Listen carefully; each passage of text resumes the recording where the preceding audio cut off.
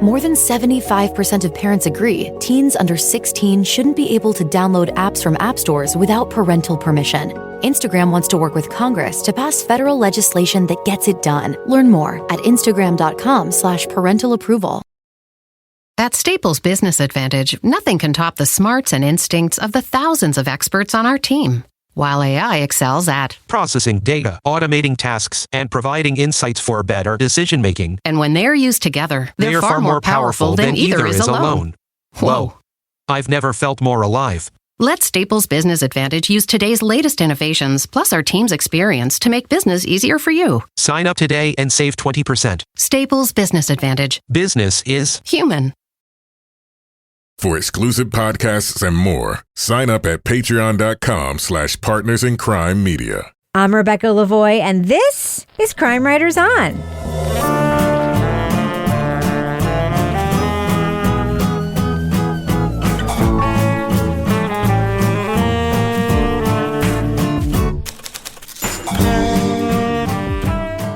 Crime Writers On is the original true crime review podcast that digs into true crime, pop culture, other podcasts. And on this episode, in 1958, Charles Starkweather went on a killing spree with his 14-year-old girlfriend. But was Caril Ann Fugate his willing accomplice or his emotional hostage? We'll discover the Showtime series, The 12th Victim. Joining me to get that done and more is true crime author, TV journalist, and host of These Are Their Stories podcast, my husband and love of my life, Kevin Fugate. Hello, Kevin. What did you just call me? Sorry. Kevin Flynn. Hello, Kevin. That was hot, by the way. No, it was mean. Also with us is private investigator, certified pet detective, resident cat lady, and author of the Piper Green series of cozy mysteries, Laura Bricker. Hello, Laura. Hello, Rebecca. And finally, our resident Doubting Thomas, the author of the City trilogy of novels, host of the Strange Arrivals podcast, and our Patreon Deep Dive Book Club podcast host, Toby Ball. Hello, Toby. Hello, Rebecca. So, Kevin, this is Thursday's program. Yes. What's happening on Monday's podcast? Coming up on Monday, we're going to be talking about the trending Netflix series. It's called The Diplomat, starring Kerry Russell. So we have kind of a big topic to talk about tonight with the 12th victim. Should we just get into it? Why not? All right, let's just do it. Let's drop the chit chat and drop that first clip right now. There was a certain you can't make it up fictional quality to it.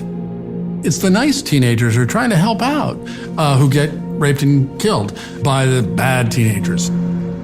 In 1958, the nation was horrified by a random murder spree across the Midwest by teenager Charles Starkweather and his girlfriend Caril Ann Fugate. Authorities said Starkweather was responsible for 11 deaths, including those of Fugate's parents and sister, but they didn't believe the 14-year-old's claims that she was an unwitting accomplice. Her expression is still stone cold, and she looks angry. But in that photo, she looks like a teenager. When he shifted blames for the crimes on Caril, she said she was the last of Starkweather's victims. She received little sympathy from the courts or the public. Even after her parole in 1976, her infamy followed her everywhere, threatening her dreams of an ordinary life. Well, you can't know what it's like to know that you're a person in history and everyone hates you. They hate you. And knowing you were a victim.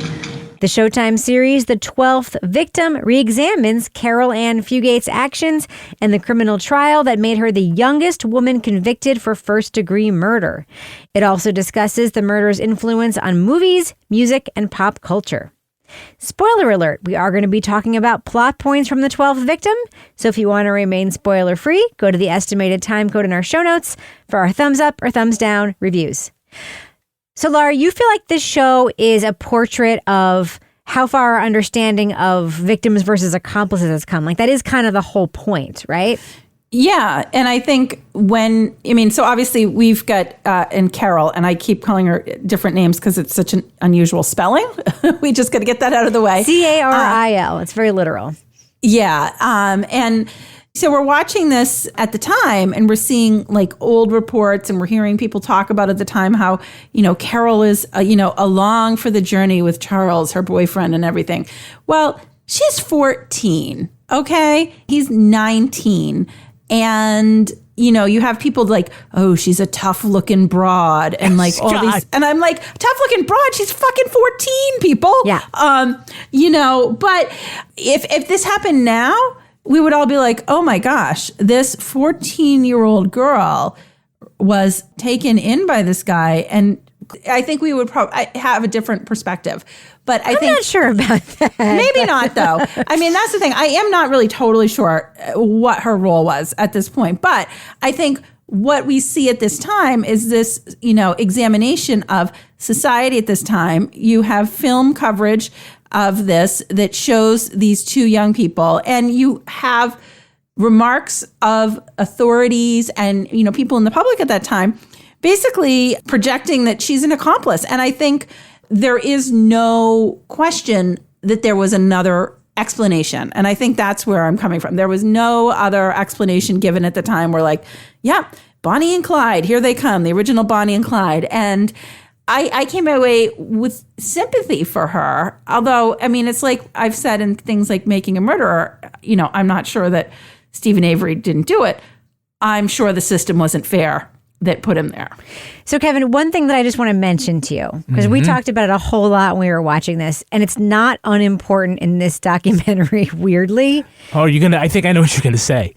People looked so fucking old back then in comparison to how they look now. They just did, right?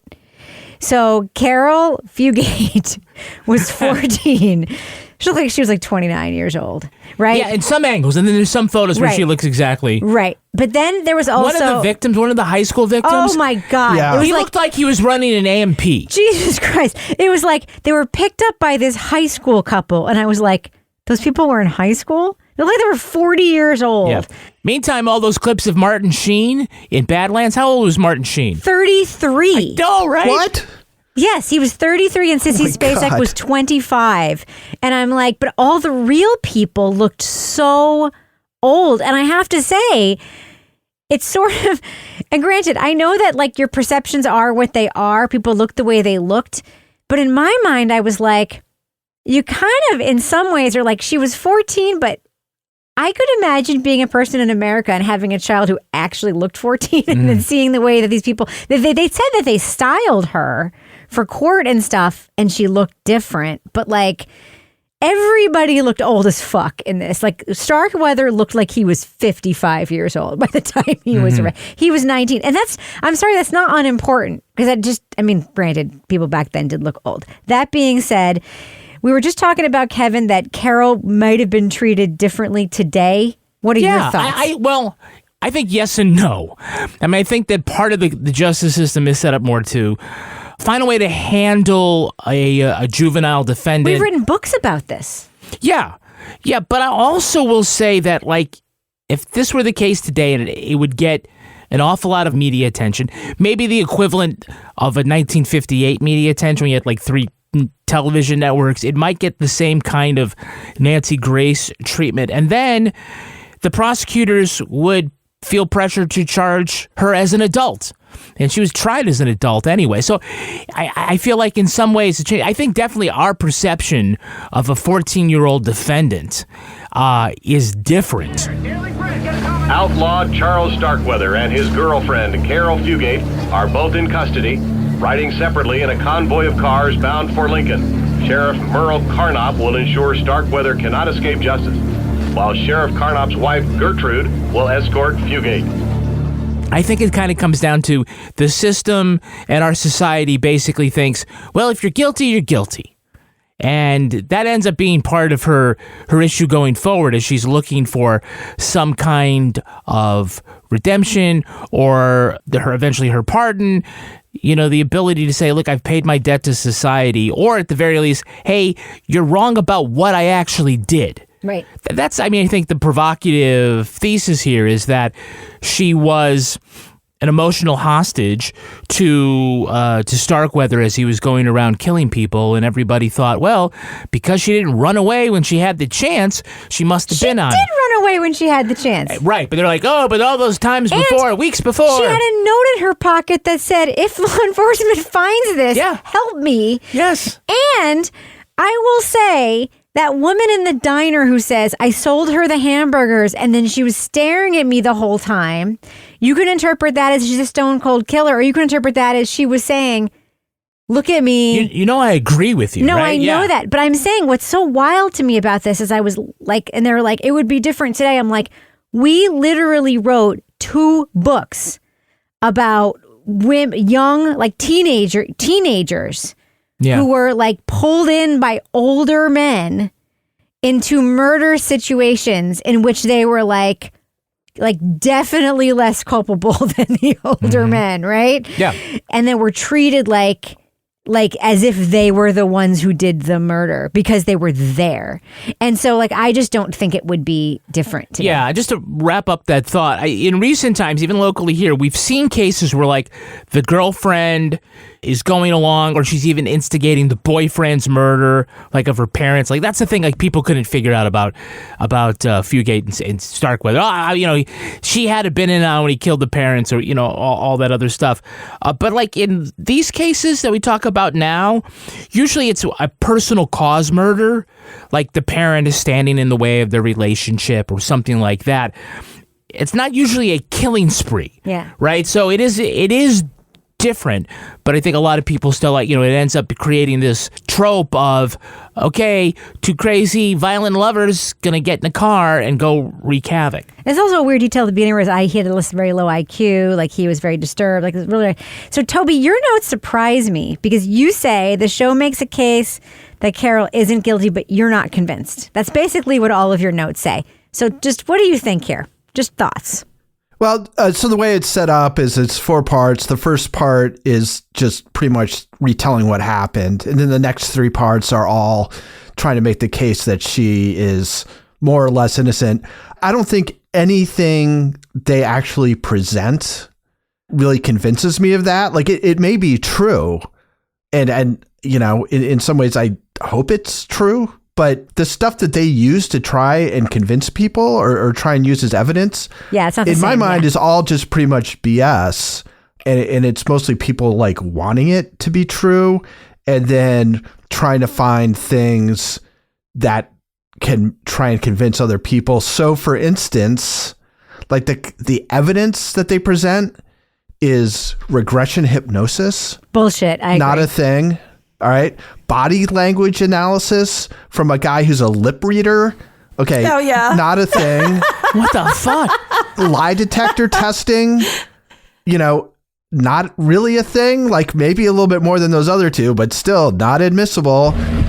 Regarding Starkweather's crime spree, did you believe your family would be killed if you didn't accompany him? Yes.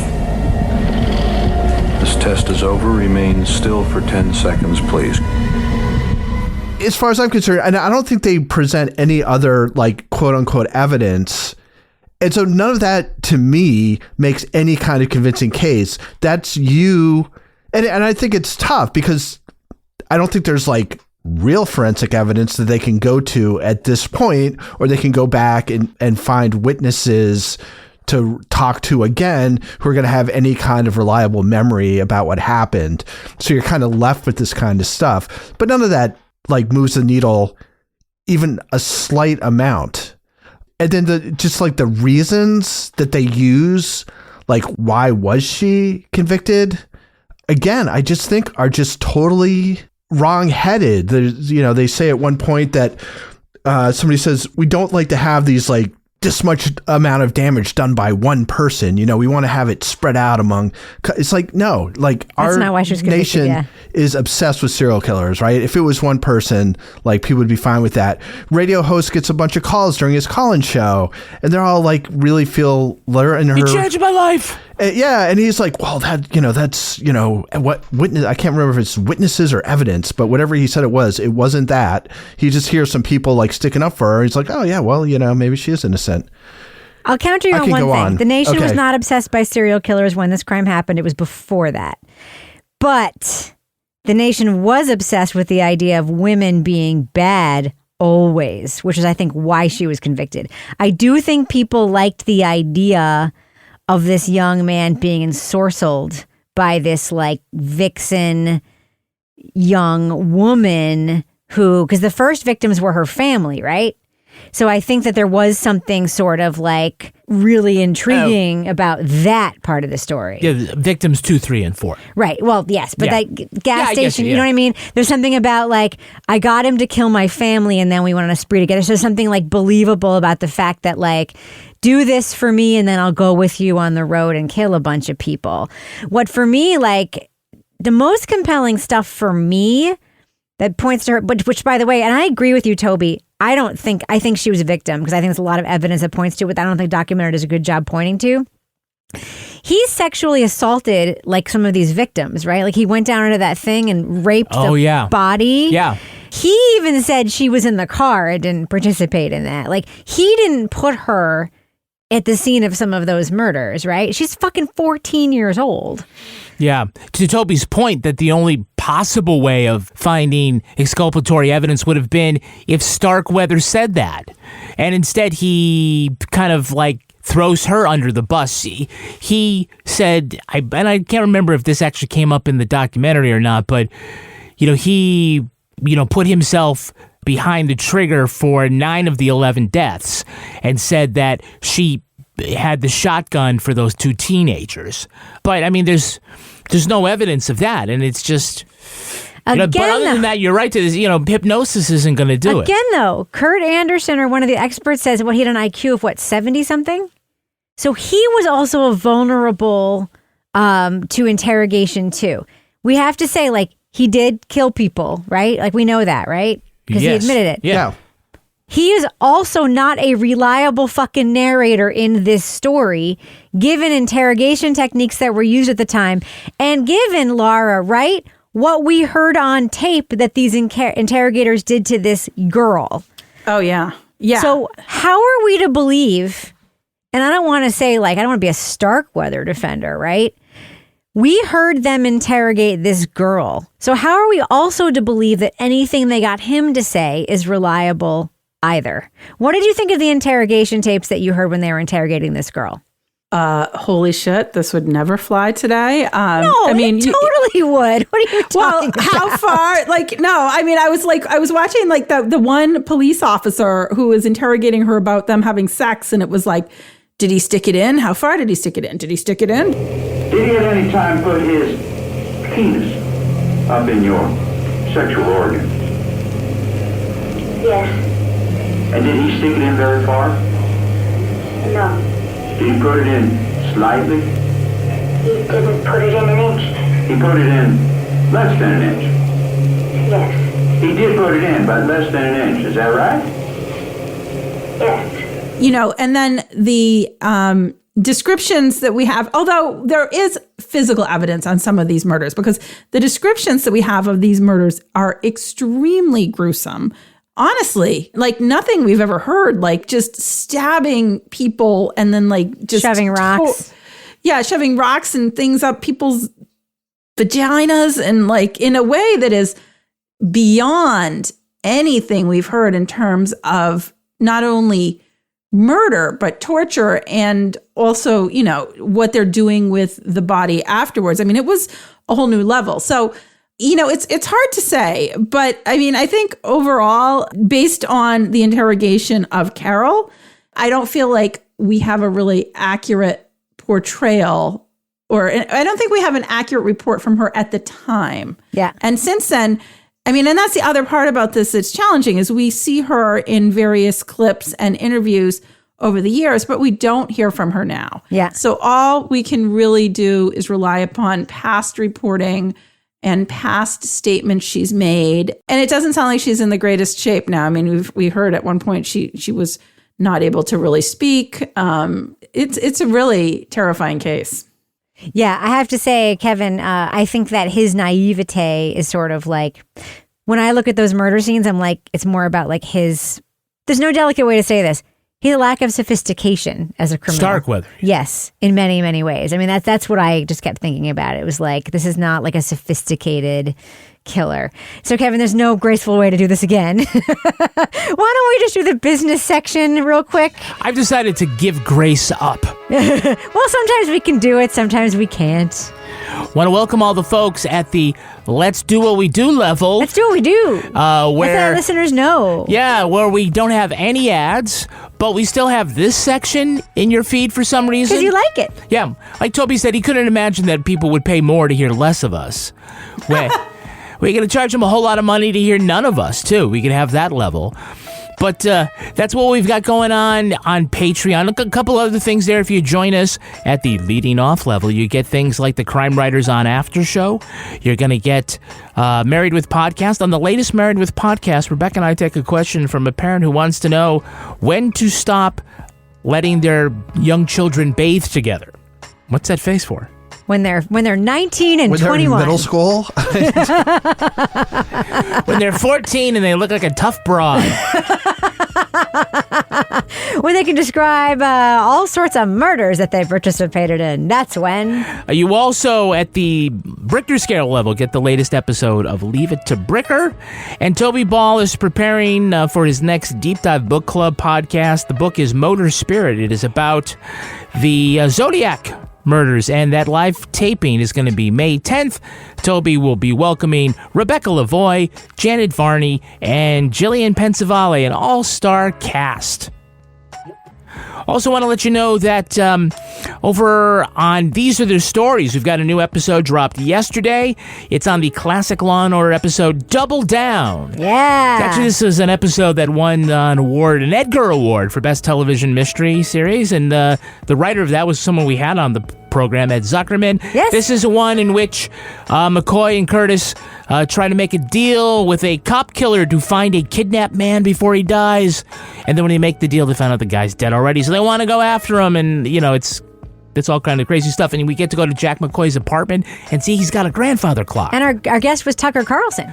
No, it was Brady Carlson. Oh, that's right. That's right. Also let you know that's Thursday, and so that's when the Crime Writers On newsletter comes out. If you haven't signed up already, go to crimewriterson.com. Put your email address in there. Every week you'll get the latest newsletter, which has things like Crime Writers On behind the scenes, new merch, summaries of our reviews, tweet of the week, cat of the week, and we also list our Patreon patron saints. Nice. Do we list our Patreon patron devils? I think I just try to hand that off to you really smooth, so you could. I was setting you up. Sorry, Kevin. Do the hand gesture spike. again. Okay, ready? This is how it goes. We also have the Patreon patron saints. I'm going to pick it up this time, and thus ends the business section. No, we didn't talk about who they are. Oh, who are the saints, Kevin? God damn it! Who are those saints? Who are they? Our Patreon patron saints are Jessica McNeff and Lindsay Rust. Oh, Jessica. Bless you. Bless you guys. Jessica and Lindsay, bless you for supporting us. Bless you to those who don't. Bless you to everyone who muscles their way through the business section. Apparently you like it, but we're going to close it out right now. After that, somebody just said, I should have asked for the one with no business section. Listen, there's always that FF through the 15 seconds button they can use. Don't I'm tell going to go them. ahead and fade that music out right now. Downloading an app can be the start of a teen learning a new skill, discovering a community, or igniting their creativity. But parents should have a say in which apps are right for their teens. That's why Instagram wants to work with Congress to require parental approval wherever teens under 16 download apps. Learn more at instagram.com/parental approval.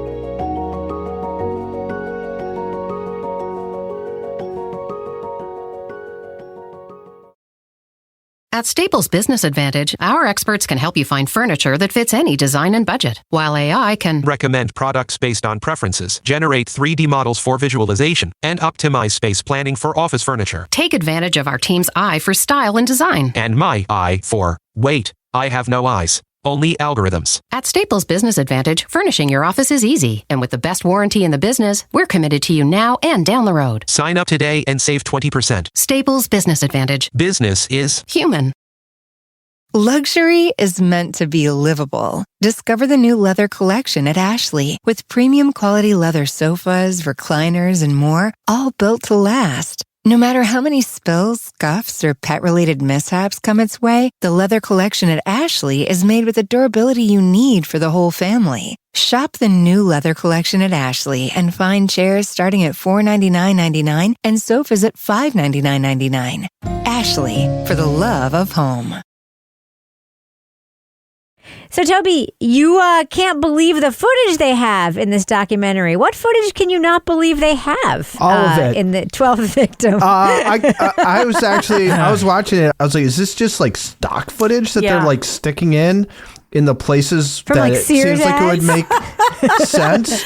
But then you like, it's just way too specific for it to be just pulling like random stuff that seems like it would make sense. And I think they do talk about how it's sort of the earliest or one of the early times when people had, you know, cameras that they could bring around to places and shoot stuff on scene. And this is the first sort of big murder case that was used in. So, the footage is quite unbelievable, actually. I thought that was, you know, probably the best part of the whole thing was how rich the visual aspects of things were. They also had some great drone footage of some of the territory that they were covering, which kind of gives you a sense of how, you know, sort of stark and bleak, at least Nebraska through that camera, that part of Nebraska can be. Listeners. Yeah. Well, it's like the winter and all this stuff. Yeah. So anyway, I thought that was the best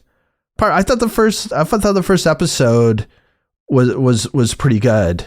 It's just the rest of it, just to my eye, completely fell apart. So, Laura, what about this woman whose grandparents were murdered? Because those murders were brutal, right? And she has decided to take it on as like sort of her personal cause. Mm-hmm. She's sort of taken on Caril's innocence, right? She's taken on like Caril was a victim. It wasn't her fault. Mm-hmm. And her parents, like her dad, who was the child as murder victims, like is not super comfortable with this. And there's this very uncomfortable scene where she goes and talks to them and is like, listen, I'm doing this. And they're like, yeah, we know. Yeah. She also wrote a novel about this, by the way. Yes. And she also testified at the hearing to get her, you know, completely pardoned. Yeah, no, I think, that whole side of this, again, so like I said, I'm still kind of on the fence as to what I think actually happened. But I thought that was one of the more powerful parts. I mean, there was two scenes in this that were really powerfully, that's aside from the old stuff. And this scene where that woman, the granddaughter, goes to see Caril and sits down next to her, and Caril's not really able to speak or whatever. She's older, she's having some issues, but she tells her, like, I believe you. That was very powerful, and that was very powerful footage to see. And I think at that part in the documentary, I was leaning towards, I felt like Caril was probably a victim in this. And especially, you know, following the footage of her as a nanny and this family that takes her in. And there was this old clip of her coming in for her birthday, and they surprised her. And yeah, we're being led to believe that by this video clip. But I'm like, there's just no way that this person that's coming in could be as cold-blooded as we were led to believe back when the murders happened. Monday, July 30th, and we're secretly planning Caril's birthday party. Here she comes. Surprise! Happy birthday to you! Happy birthday to you! I liked that we saw at least some people in this documentary that believed Caril, to show the other side of this. Regardless of where you land and what happened, you've got some people that are like, yeah, we're not so sure we believe the mainstream like narrative that was put forward at the time. Do you know what I liked that's refreshing? What? To see a prison situation that isn't fucking terrible, right? So like this is like one weird case where you have this like woman who comes in to run the prison, who, by the way, looks like a goddamn model at the time she's running the prison. It's like, I don't know where she came from, but she looks like she like stepped out of a Sears catalog and is like running this prison. And she's like, she like institutes all these programs where like all the inmates are just like going swimming at the community pool and shit. Yeah. And it's like, people are seeing Caril and they're like, oh! And it's like, yeah, like this, and it's granted, it's obviously very privileged. It's Nebraska. It's like not like the way prisons normally are in communities that are most affected by incarceration, but like have a house coat and these crazy cat eye glasses and like do actual programming. It is just like nice in one story to see like actual like inmates with programs, especially women, because women never get that in incarceration. Anyway, I just wanted to throw that in there. It reminds me of the podcast we listened to. Have you seen this guy or have you seen this man where the guy had been in prison for murder and they would go like, hey, we all get to go to the mall for Christmas. Oh my God. Yeah. Yes. And then he'd say, yeah. It's like, hey. Maybe you shouldn't take a bunch of people to the mall for Christmas and then wonder where they went. So, Kevin, what about the pop culture aspects of this? Because that was a huge theme throughout this series. Like all the movies and TV shows that have been made that have been inspired by this story. Yeah, I really thought that was the most interesting part of this series for me was, the media pop culture analysis of these particular murders and then sort of how they manifest themselves as inspiration for art. So many of the movies that we've seen from, Natural Born Killers is sort of this absurdist, cartoonish, version of it, but things like Badlands and I don't forget what the Nicolas Cage movie was. True Romance, is that what it was? Yeah, I think so. Yeah. All these things. The Sadist. The Sadist. Heathers. They didn't talk about Heathers, but that's one too that also fits in this category. Yeah, I think that sort of many of the things that the authors of the books and the writers of the screenplays that they find fascinating as themes for their work are the sort of the same things that police and prosecutors found fascinating in the real life case in 1959, which was fascination with taboo sex, fascination with violence, the shock of angelic homicide. How could these beautiful young people do this horrible thing? And the need for society to sort of restore its credibility through justice. Those characters become heroes because they're beautiful, they're interesting and charismatic, and the violence in these movies is spatter gore, but there's something really appealing about it. I'm not going to say the thing that always, when you guys say it, makes me pull my hair out when you say, well, this should have been, but I would have been interested in a TV show with more thoughtful analysis about that sort of thing. I was really interested in sort of how that manifested itself in pop culture. I will say what it should not have been. It should not have been 4 episodes. Yeah. Yeah.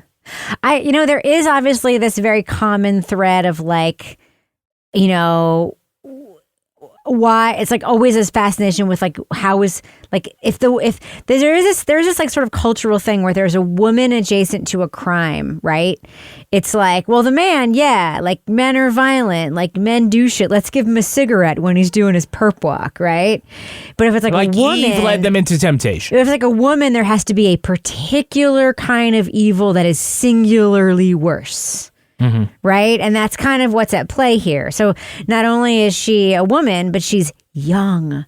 So it has to be extra evil. Like it's like it has to be like she was born that way. What I found was really interesting, and this is something you see again and again, was she always wanted to be the center of attention. She always... What 14-year-old girl doesn't, though? Come on. A thing you could say about literally anyone once they have become the center of attention. Like, think about a person that you wouldn't say that about once they've become the center of attention. That's why you're going to jail, Chloe. Toby Ball, he always wanted to be the center of attention. Don't they talk at the beginning about how she was like very difficult to get along with? I mean, yes. I remember hearing it. I was like, oh, it sounds like she has like opposition defiance disorder or something, or was 13. Yeah. Fuck you, mom. Or was having her period for the first time and was like, and by the way, was also a 13-year-old girl dating like an 18-year-old boy with like a 75 IQ, and they probably didn't fucking get it, right? and he was sticking it in an inch, and like she was trying to hide that from her parents. No, seriously. She was being taken advantage of by a predatory boy and trying to keep it a secret from her parents. And he was probably like being a predator, and she was keeping secrets from them, and that's why they weren't getting along with her. Like, it all fucking makes sense when you see it in the context of now, but definitely she was the devil. Laura, you know that a guy who would go to the lengths of killing your family and hiding their bodies in the outhouse would totally lie about only putting the tip in. True. Mm-hmm. Yeah. Yeah. It's disgusting. The whole thing is very disgusting. Yeah, he'd be played by Jesse Plemons. Why not make another remake of it? Sure. Mm-hmm. Yeah. That's all I kept thinking. I was like, he's the Jesse Plemons cast. You know that guy, Jesse Plemons, is married to Kirsten Dunst. Yeah. He looks like Matt Damon if you left him out in the sun for a week. Oh, God, that's horrible. But he's nicer. Apparently, Jesse Plemons is very, very nice. I don't want to sleep on. Nicer than Charlie Starkweather? Much nicer than Charlie Starkweather. That's raising the bar. Downloading an app can be the start of a teen learning a new skill, discovering a community, or igniting their creativity. But parents should have a say in which apps are right for their teens. That's why Instagram wants to work with Congress to require parental approval wherever teens under 16 download apps. Learn more at instagram.com/parental approval.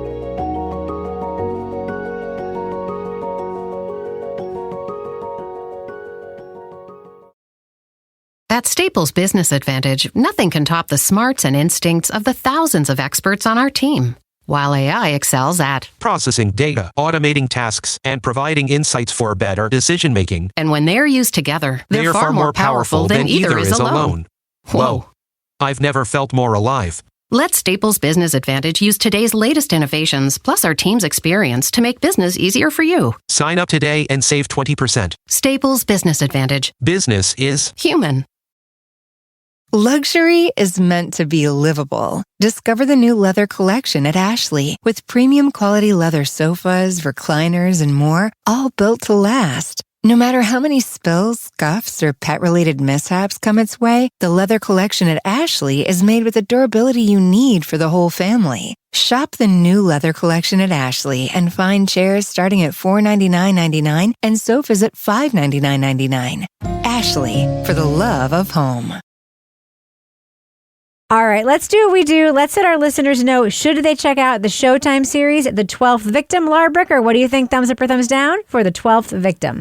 Yeah, I'm going to go thumbs up on this. What I thought was really interesting about this is that it was, a really old crime spree, murder spree, but we had old newsreel footage. At one point, one of the things I didn't talk about, oh my God, the sheriff with the Western tie who was talking at one point about chasing them through town. And they had, so I thought it was interesting to, we review a lot of really current crimes. And this was something that I felt like it was like from the like in cold blood, Truman Capote era sort of, but a crime I didn't really know anything about, despite the fact that it inspired all these movies and pop culture references.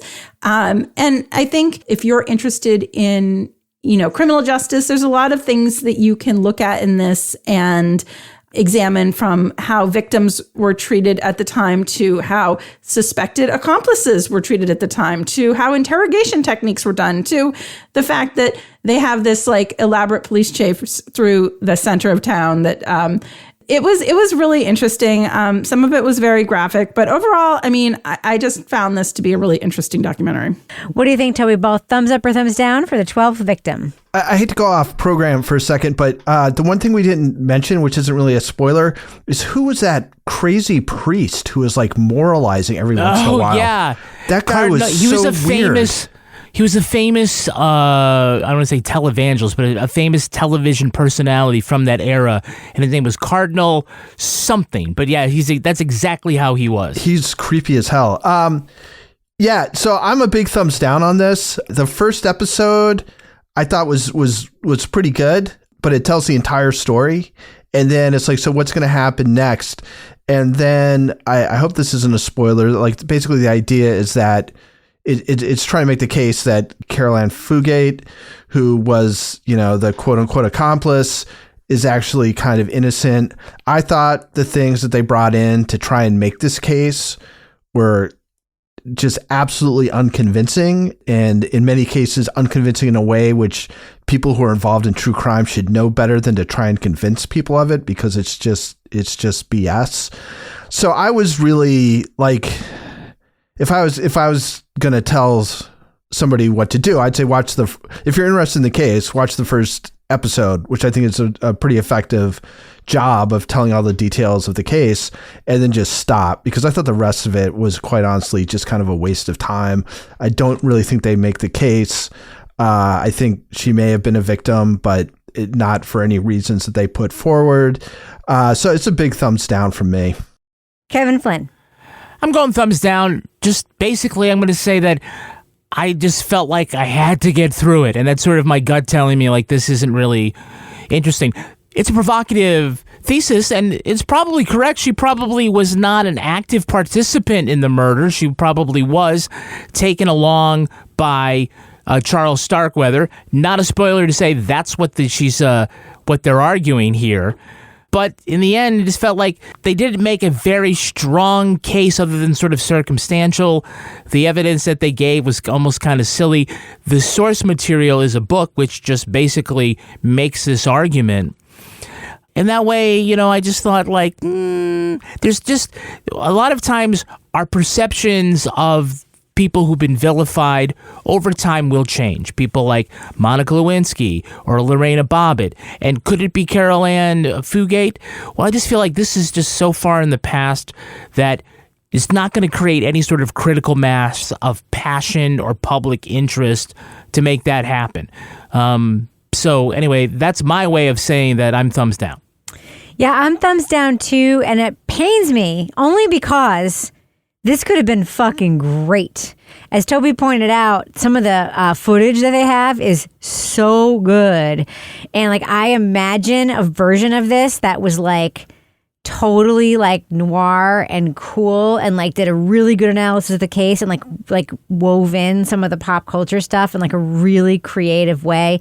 What's that weird thing we watched, Kevin, that used the film of the crime to sort of tell the story of where they made the movie of the thing, and they had the actors who were in the movie talking about. Oh yeah, it was the John Bonet one where they was casting John Bonet. No, it wasn't that. Toby knows what I'm talking about. Captive audience. Yeah. And I'm not saying just like that, but I think there is a creative way this could have been put together, like along those lines, because there's so much archival footage here. Or like that thing with the hostage situation in Germany where they used all the archival footage. I guess what I'm trying to say is, there's like other ways this could have been done, that this could have been like a freaking fantastic true crime documentary. It wasn't that. It was just like long, lugubrious. After the first episode, I was like, oh, this is great. But then I was like, what is the rest of this going to be about? And I wasn't wrong. So yeah, thumbs down for me for the 12th victim. I don't like to say it because it could have been good. All right, that's going to do it for us. But before we go, Laura Bricker, do we have a cat of the week this week?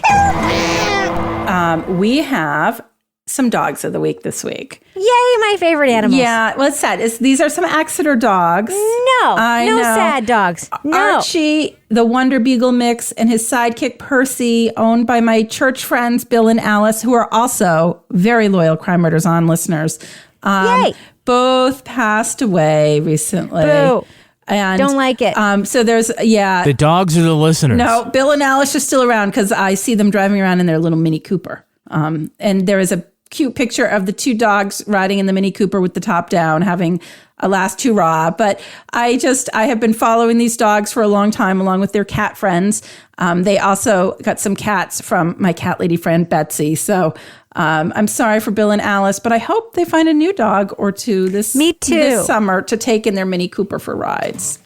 Me too. R.I.P. to your dogs, Bill and Alice, and I'm really sorry. And I really, really hope that you get a new dog that can be Dog of the Week or Cat of the Week someday. Laura Bricker, if folks want to reach out to you to submit their animals to be Cat of the Week, any kind of animal, I personally prefer living ones only because it doesn't make me sad.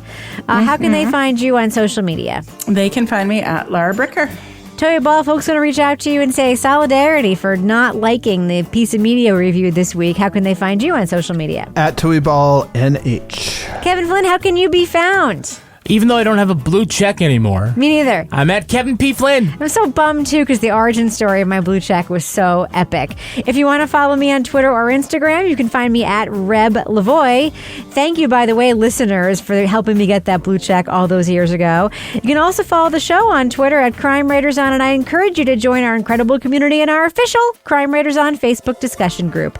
We also have a regular old page. Just hit there, join the group. We'll let you in if you're not a jerk. Support the show at patreon.com/Partners in Crime Media. You get the Crime Writers On After Show, Married with Podcast, Laura Bricker's Leave It to Bricker podcast, and Toby Ball's Deep Dive Book Club podcasts. Our theme song was composed and performed by Ty Gibbons. Our line editor is the terrific Livy Burdett. The executive producer of this fine program is Kevin Flynn. This show was recorded in the Treehouse Yoga Studio above the Mockingbird Cafe in Bay St. Louis, Mississippi studio, otherwise known as Studio C, the closet in our New Hampshire basement, where we also wear housecoats, cat eye glasses, and no makeup until our release. On behalf of all the crime writers, thanks so much for listening. We will catch you later. Did you say chip chat? Let's drop the chit chat and drop that first clip right now. These people can tell that we're just tired by Thursday's podcast taping, and they're just like, fuck it, Rebecca just wants to get it done.